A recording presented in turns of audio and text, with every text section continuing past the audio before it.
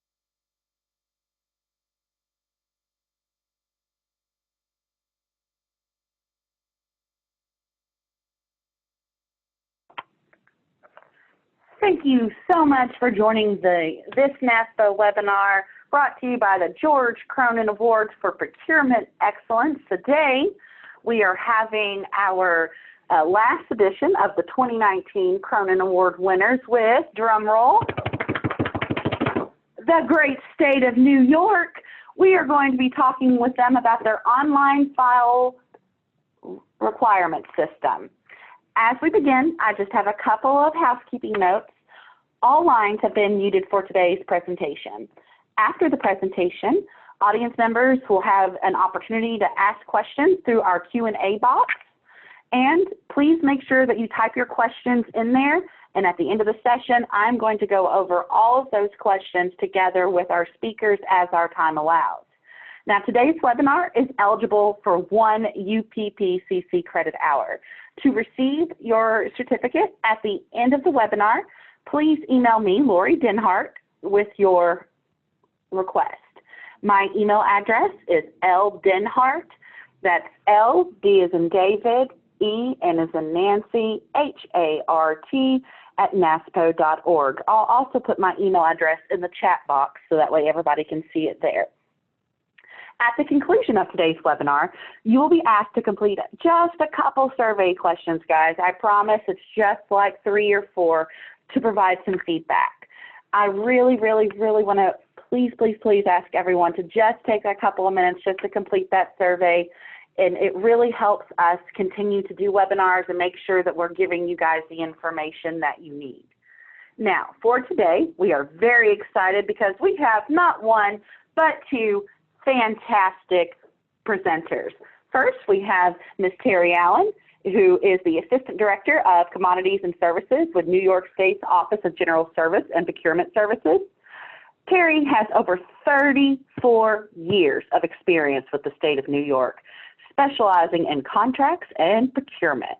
Her areas of purview include miscellaneous commodities and services, medical, and food.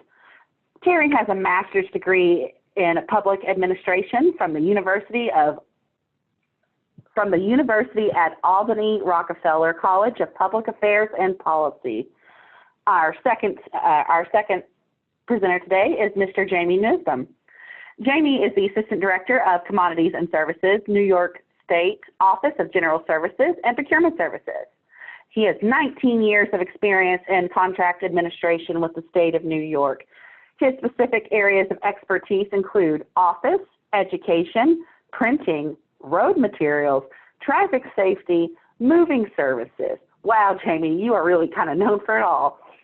Jamie has a Bachelor of Science degree in Business Administration from the University of Massachusetts at Lowell. And I am so excited to have them both here. Once again, thank you, Jamie and Terry, for participating in this webinar with us, and I'm going to turn it over to you now.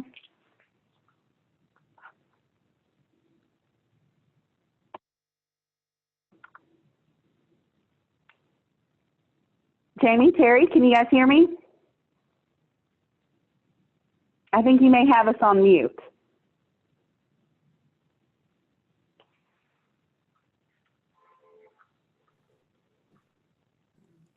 Hello? There you are, Terry. Sorry. It's okay. I only do that every day, so it's fine.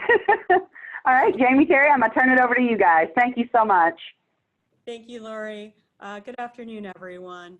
Welcome to the New York State Online Filed Requirements System presentation. My name is Terry Allen, and Jamie Nussbaum will be my co-presenter.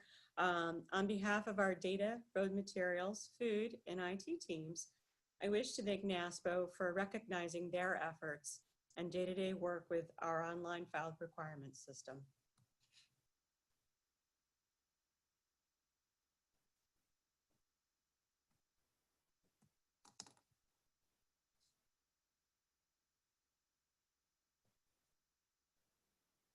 All right, 1 second, we're having a technical glitch on our end.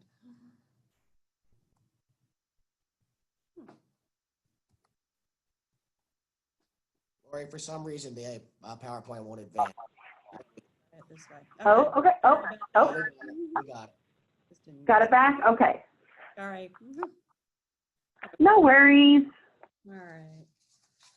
So this afternoon, we'll be going over what is the Filed Requirements System, or FRS. Its innovation, service improvement, cost reduction, lessons learned, the successes we've had with it, its transferability, our continuing efforts to improve it, and then we'll take your questions, and hopefully we'll be able to answer all of them.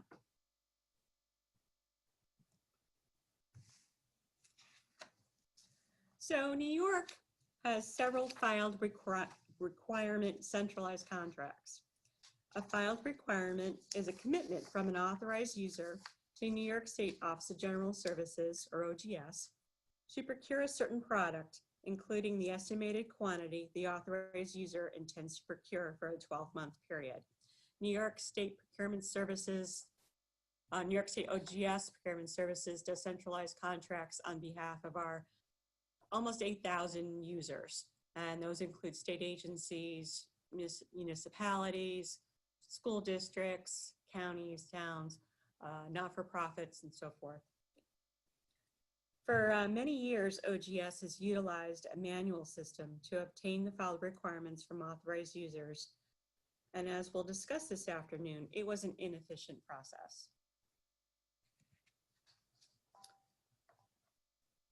The filed requirements system is an online self-service system that collects information on specific commodities and delivery locations needed by authorized users. We then bring that committed volume to the bidder community. The amount requested and submitted is called the filed requirement. When authorized users file requirements online, it assists the New York State Procurement Services in communicating their needs to the vendor community before a solicitation. It helps the vendor understand how much is needed and where it will be delivered, which assists the vendors in managing their inventory, as well as picking a lower price point incorporating delivery fees.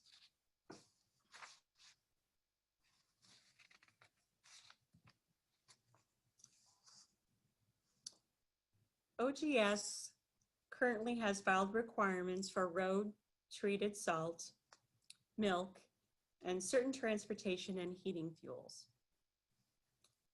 For example, each year at the end of winter, agencies, municipalities, and authorized users who plan to buy from the road salt contract submit the number of tons of salt they plan to purchase for the next season.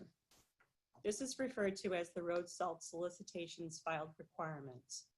Submitting the filed requirements for road salt obligates the buyer to purchase at least 70% of the salt they filed for at the contract price, and obligates the salt company to supply up to 150% of the amount of salt the buyer filed for at the contracted price.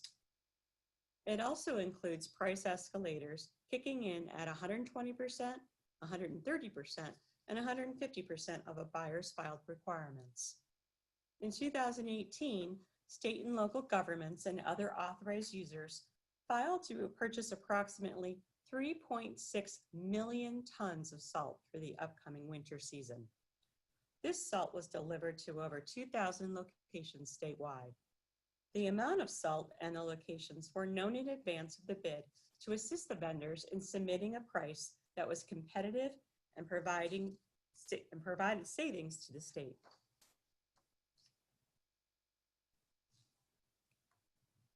As stated earlier, in the years before the FRS, the process for gathering authorized users' requirements was manual.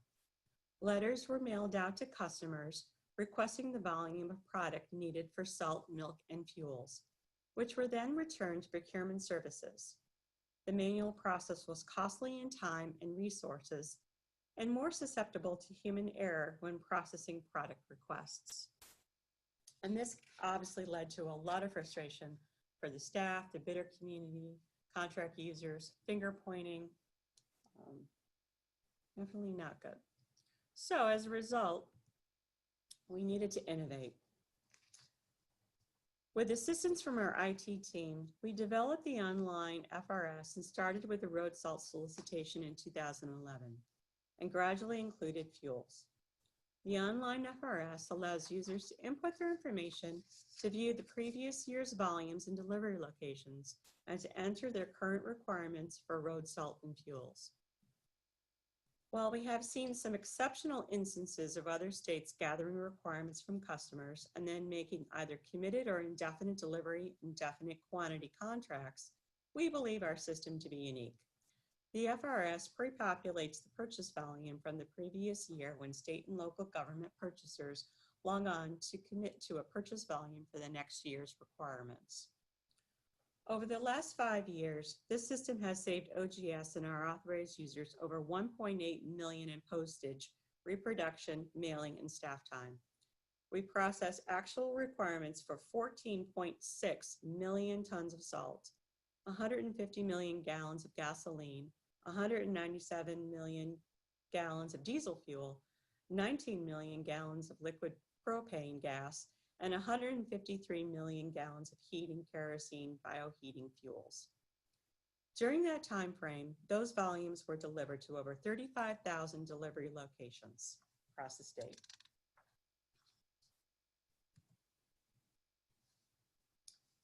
What makes FRS unique and innovative is it gathers guaranteed spend based on actual volumes that the users have themselves entered into the system. It allows the customers the ability to budget for the upcoming year for a variety of commodities. This assists them in balancing their budget across numerous commodity areas. Also, the FRS is a system which feeds authorized users the previous year's requirements. This allows the customers to see what was previously requested, and they can then analyze versus what was used and dollars spent across the years.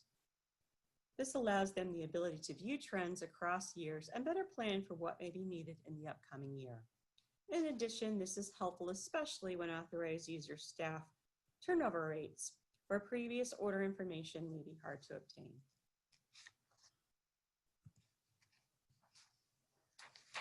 So the data tracking capabilities with the FRS automatically provide authorized contract users with their previous year's requirements, as we've said before.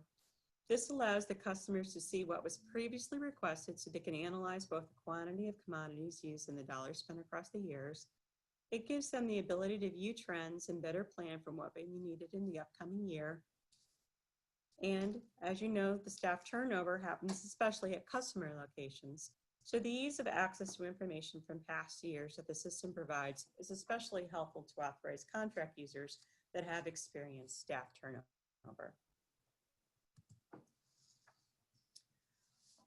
Overall service to our customers and the vendor community has improved. Some specific examples include communication and sourcing strategy, where the FRS pushes emails to users with instructions on how to complete and a link to the database. The instructions include to log in, submit needed quantities, and adding delivery locations. This is a vast improvement over the paper mailing process. Contract management specialists use database reports to identify previous filers. When a previous filer does not use or answer the automatic email notice, they can contact those individual filers through email or phone call to alert them to the current solicitation of filed requirements for the specific commodity. This is to ensure that they are part of the bid and receive the best price from an aggregated purchase. In addition to the email from the FRS, Procurement Services also sends emails through the purchaser notification system that we have. We call it PNS to the entire mailing list. The purchaser notification system that New York maintains is a system that sends out notices of contract changes, updates, and new awards to any of our authorized users who sign up and they choose which commodity or service that they're interested in learning about. In addition, as a last resort to previous email notifications, we also send a postcard reminder to the authorized user. This is especially helpful when there is staff turnover and the previous email address may not be active. The postcard alerts existing and new staff of the upcoming filing period and reminds them to register in the system if they haven't already. The postcard is typically addressed to an individual or generally to town clerk. So if there is turnover, the new staff can see the notification and then act.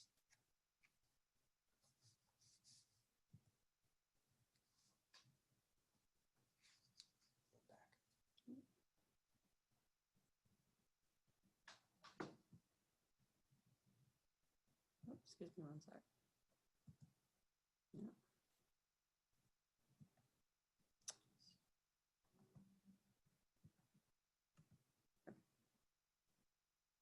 There we go.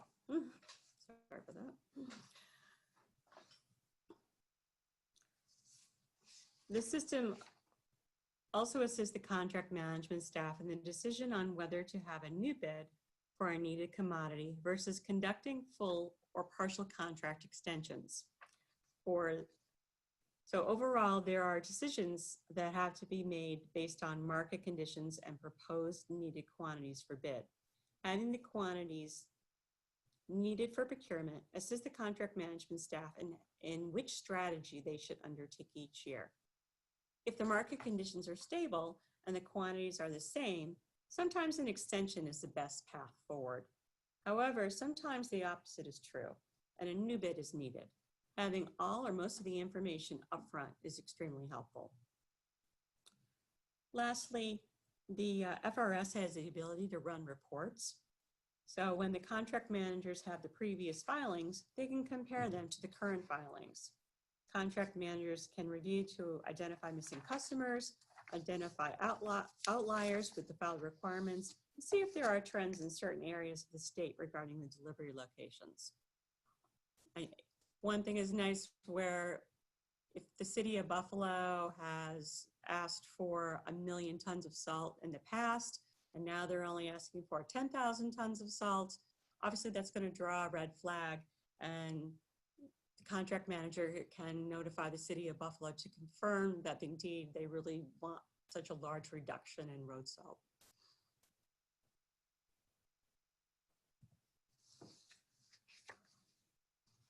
So we can use this information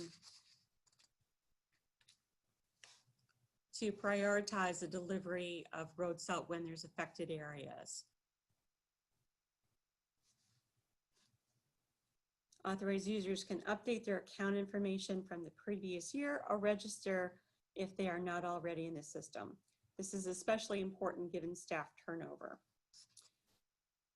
The contract managers and emergency personnel have access to actual delivery locations and contacts. This information is used frequently to assist with prioritization and communication of delivery changes in the event of a snow or icing event or extended cold spell, allowing the delivery of salt from a non-affected area to one with imminent or current storm conditions, or during times of road salt shortages and delivery delays. You may recall a few years ago in 2014, the city of Buffalo was hit with over 7 feet of snow. And the contract managers were able to help replenish the stock of road salt from other areas that didn't need all of their road salt to allow the city of Buffalo to get ready for the next winter event once they had gotten through the brunt of the 7 feet of snow.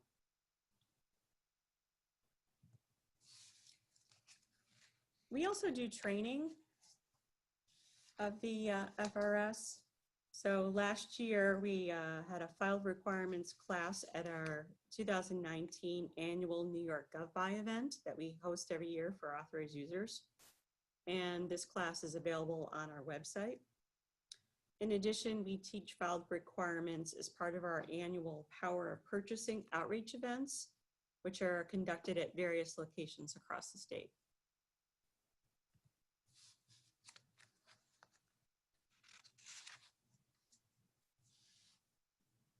The system allows for much improved vendor relations. Early estimates provide the state an opportunity to make better sourcing decisions, whether it's the need for negotiation, partial rebid, or total rebid strategies.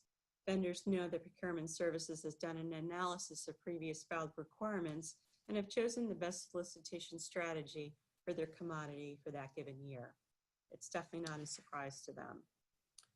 While we guarantee volumes in almost all the areas, contractors are also obligated to accept orders from state agencies who have not committed.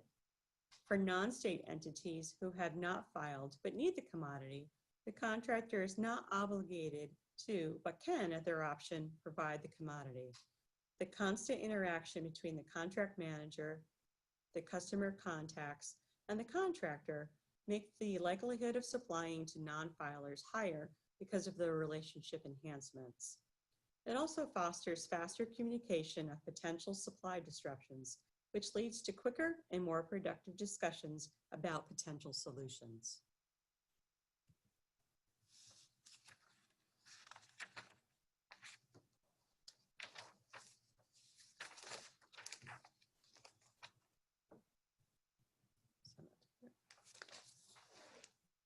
Turn it over to Jamie.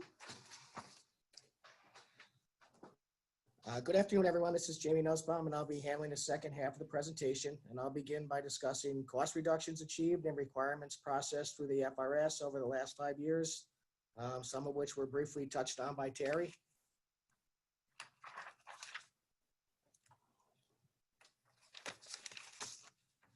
Again, we estimate savings achieved in reduced staff time, milling costs, and paper reduction totals approximately $1.82 million over the last 5 years. The data from the FRS allows us to make better contracting decisions and provides us with information to negotiate either additional discounts, price reductions, or reduction of storage fees for unused product. For example, in the road salt area, we have used the FRS information to extend contracts in specific counties with low volume and negotiate away contractual price hikes allowed after 120% of filed requirements have been purchased.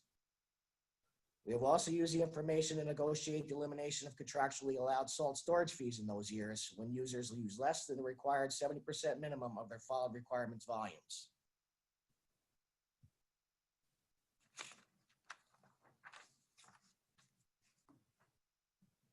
This slide provides a brief overview of contract requirements processed over the last 5 years through the FRS. We've contracted for 14.6 million tons of road salt, 150 million gallons of gasoline, 197 million gallons of diesel fuel, 19 million gallons of LP gas, 153 million gallons of heating, kerosene, and bioheating fuels.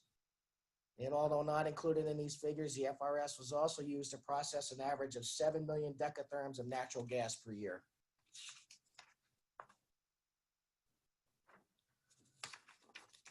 Now we'll discuss some lessons learned and successes realized through the implementation of the FRS.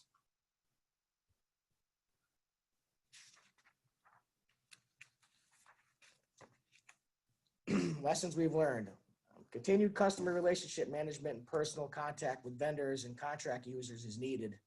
to optimize the customer experience. We achieve this through email notifications, postcard reminders, and website communications. We also have guidelines posted within the FRS which users may refer to in order to better facilitate the submission of their requirements. We continue to note opportunities for system enhancement and work closely with our IT team to implement improvements. However, there is still a need for staff to evaluate user input, which includes examining data for transposition and other human errors to comply with proper contract administration.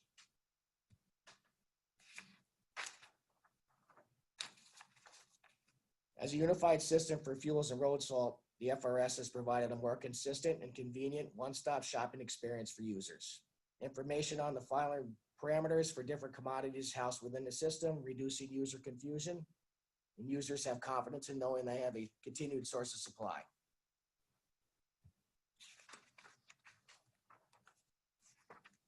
Requirements collected through the FPS results in contractors having real data to assist them up and down their supply chain. Staff saves processing time, allowing them to allocate more time to other aspects of contract administration and customer service.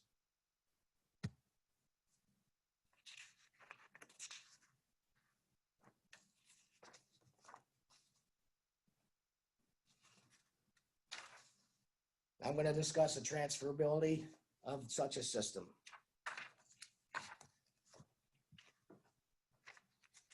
How may your state implement something like this? This concept of an online file requirement system is easily transferred. The technology is database driven with a simple registration and logon process. The idea that all types of users can access a closed system with a simple registration and login and then provide committed volumes is one any state should be able to implement and add to their public website.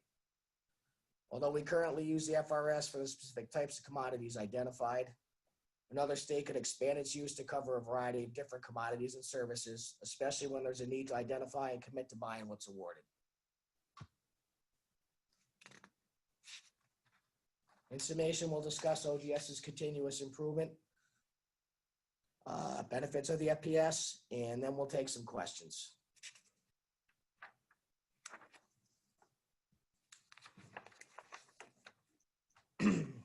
OGS is consistently looking to make improvements to the FPS. One enhancement we're looking to implement is combining our purchaser notification system, which we use to push out email notifications regarding awarded contracts and subsequent updates to contract users with the FRS, allowing for a single sign-in to two frequently used OGS systems. We're currently undergoing a database restructuring project in which we'll be looking to upgrade system capabilities, including improved communication tools. We're also looking into expanding training materials to reach more users.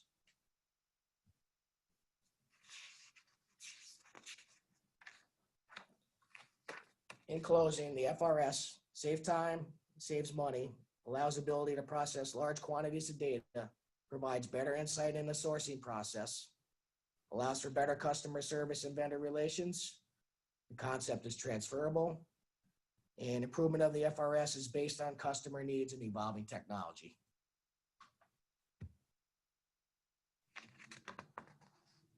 I guess now we'll turn it over to questions. Hey, Jamie.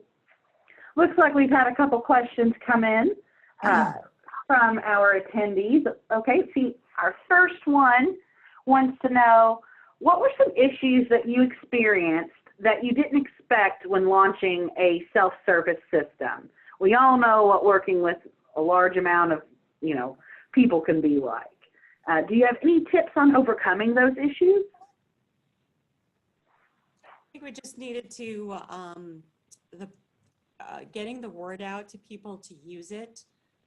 So that's why we had traditionally a paper process in the past. We went to the email process. Because there were still people who either because of staff turnover or they just weren't paying attention, we had to come out with the postcard system to make sure that we were catching everybody. And there are still some instances where we have to reach out to our authorized users and say, hey, we have, would you like to get some salt next year? Right. Or fuel or whatever it might be. But so it's not perfect, and that we've stepped up our training also as a result. So I think it's just you know, that was the initial thing going, you know, and every time you go from something that's manual to something that's online and getting people over that hump. This isn't, it's not a terribly difficult system for them to deal with. But once, you know, we got over that educational hump, I think, you know, things are working very well. I would say that's right on. Especially when you're dealing with municipalities, which we deal with a lot. There tends to be a lot of turnover from election cycle to election cycle. So, like Terry said, just getting the word out and getting people accustomed to using an online system versus a paper-based system that they're, you know, been relying on for quite some time. Yeah, change is hard for some folks. I mean, isn't it always part of it, right? Looks like our next question has came in. Is the FRS used for state agencies only, or is it used by cities, townships, county, education, or other end users? Nope, it's actually used by all of our authorized users. Anyone that has the statutory ability to use our contracts can use the system to submit their filed requirements. So so in case, you know, as I mentioned earlier in the beginning, we have almost 8,000 authorized users, and they're definitely not all state agencies. You know, they could be any of the municipalities, counties, villages, towns, and so forth.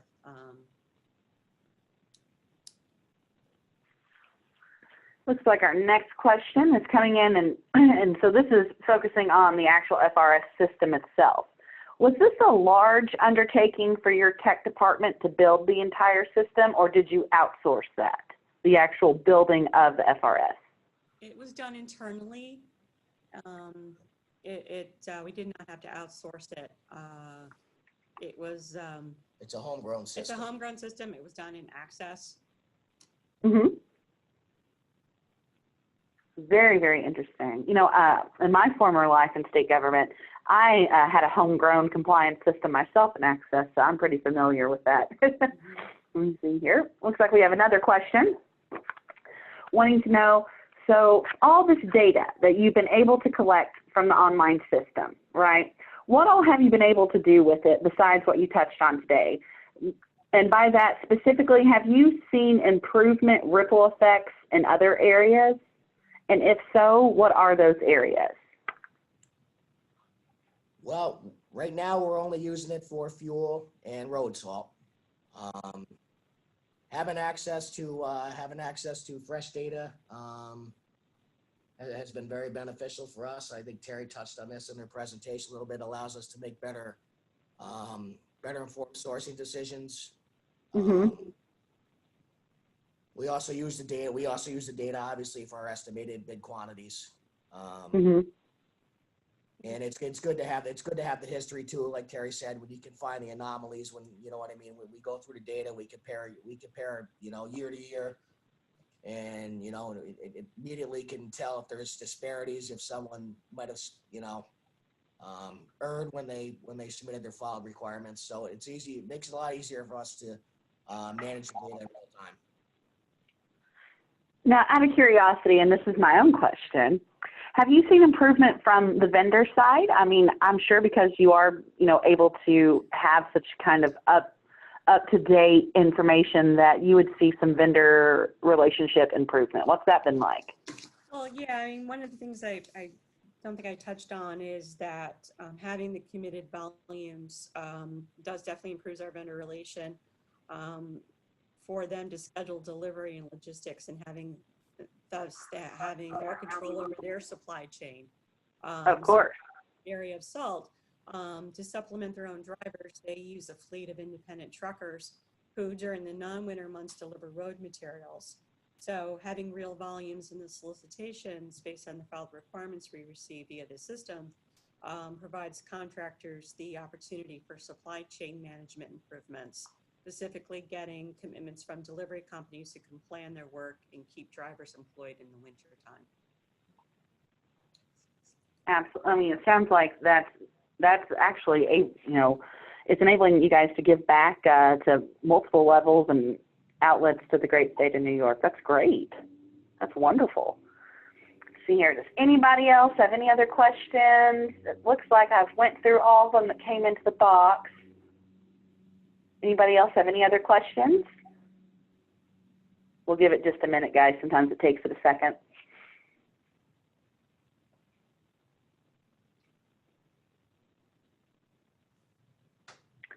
All right, everyone. Well, Terry, Jamie, you guys both did an amazing presentation today. Thank you so much for having us, and thank you so much for joining us.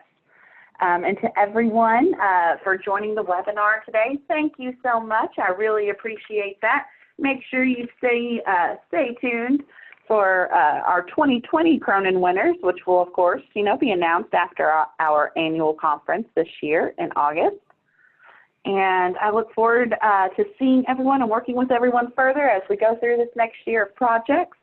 Please know I am dropping my email address in the chat box again really quick, because if you need that UPPCC contact hour, please email me for it. I'm more than happy to get that for you, or a copy of today's slide deck. And if you have any questions or anything like that for Terry or Jamie that you'd like to know, you can always reach out to me, and I'm happy to get in touch with them for you. Also, please don't forget that at the end of the webinar, as soon as it ends, a survey page is going to automatically open up for you. I believe there's 3 or 4 questions there. This shouldn't take more than just a minute of your time. And if you would be so willing to complete that survey, it really, really, really helps me on my end, and I'd greatly appreciate it. With that being said, Terry, Jamie, thank you both so much for having us and for educating us all and telling us all about this great program. And congratulations again on being a 2019 George Cronin Award for Procurement Excellence finalist. Thank you very much. Thank you. All right, everyone, have a great day and have a great weekend.